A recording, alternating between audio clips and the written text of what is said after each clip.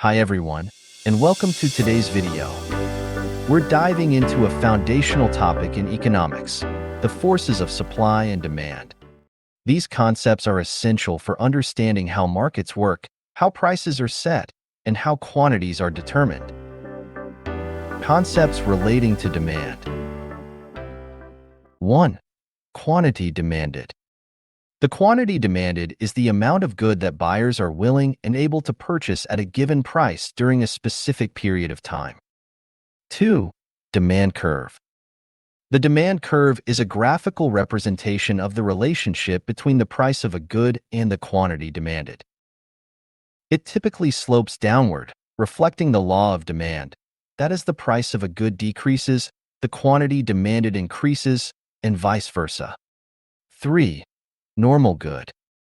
A normal good is a type of good for which demand increases when consumer income rises and demand decreases when income falls, holding other factors constant. 4. Inferior good. An inferior good is a type of good for which demand decreases as consumer income rises and demand increases as income falls, holding other factors constant. 5. Substitutes. Substitutes are goods that can be used in place of each other. An increase in the price of one good leads to an increase in the demand for its substitute, and vice versa. For example, tea and coffee are often considered substitutes. 6. Complements. Complements are goods that are typically consumed together. A decrease in the price of one good increase the demand for its complement, and vice versa. For example, coffee machine and coffee are complements. Variables that influence demand include price of the goods, price of related goods, income, expectations, and number of buyers, etc. Shifts in demand. It's important to understand that supply and demand aren't static. They can shift based on various factors. For example, to reduce smoking, there are two approaches. One is to reduce the demand through education or the prohibition of advertising. This causes the demand curve to shift to the left at a given price, resulting in a decrease in the number of cigarettes smoked. Another approach is to increase the price by imposing taxes on consumers.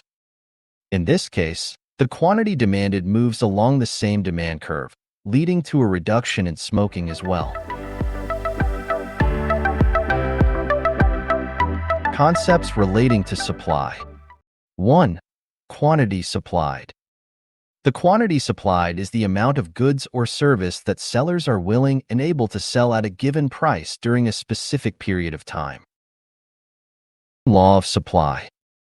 The law of supply that, other things being equal, the quantity supplied of a good increases when the price of the good rises and decreases when the price falls. 3.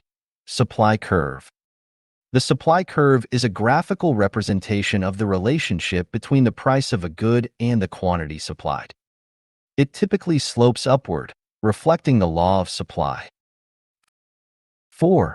Input price. Input price refers to the cost of the resources, such as labor, raw materials, and energy, used to produce a good or service. Changes in input prices can affect the supply of a good. When input prices rise, supply typically decreases, and when input prices fall, supply typically increases. Variables that influence supply include price of the good, input price, technology, expectations, and number of sellers, etc.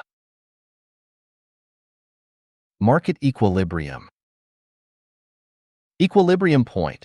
The equilibrium point is where the supply and demand curves intersect, indicating the market clearing price and quantity. This is the point at which the quantity supplied equals the quantity demanded, determining both the equilibrium price and equilibrium quantity. This balance ensures that there's no surplus, where sellers have extra goods they can't sell. There's no shortage, where buyers want more than what's available. Markets naturally adjust to equilibrium. For example, if the price is too high, a surplus occurs, prompting sellers to lower prices. If the price is too low, a shortage arises, and sellers raise prices. Change in equilibrium. When supply or demand shifts, the equilibrium adjusts. A decrease in supply shifts the supply curve left, leading to a new equilibrium, higher prices, and lower quantities.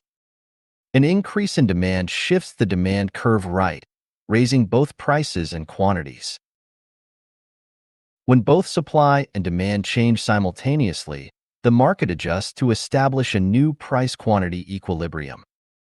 However, the specific outcome, whether price and quantity increase, decrease, or remain the same, depends on the direction and magnitude of the changes in supply and demand. To illustrate, consider a scenario where demand increases and supply decreases. Price. In this case, price will always increase. Quantity. The effect on quantity depends on the relative magnitude of the changes. If demand increases more than supply decreases, quantity will increase. If supply decreases more than demand increases, quantity will decrease. If demand increases exactly equal to supply decreases, quantity will remain unchanged. Now, I leave a question for you. How do you think the price-quantity equilibrium will change in the other scenarios? Both supply and demand increase. Both supply and demand decrease. Demand decreases and supply increases. This change in equilibrium reflects Principle 6 of economics that we introduced in Part 1 of this series. Markets are usually a good way to organize economic activity. In market economies, as Adam Smith's Invisible Hand suggests, prices guide decisions and allocate resources efficiently. However, policymakers often intervene in pricing, such as during price surges after a disaster. We'll discuss this topic further in our upcoming videos. Alright, thank you for watching. If you find this video helpful, don't forget to like, subscribe, and leave a comment. See you in the next video.